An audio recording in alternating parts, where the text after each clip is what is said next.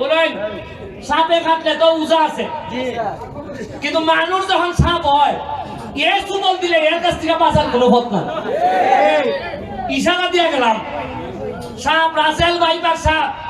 সংসদে আমি কইছি যে মাননীয় প্রধানমন্ত্রী রাসেল ভাইপার সাপ আইছে, কিন্তু বেজি নাই, বেজি মানে নেওয়া। তবে বাইরে কিন্তু আমি জানি না।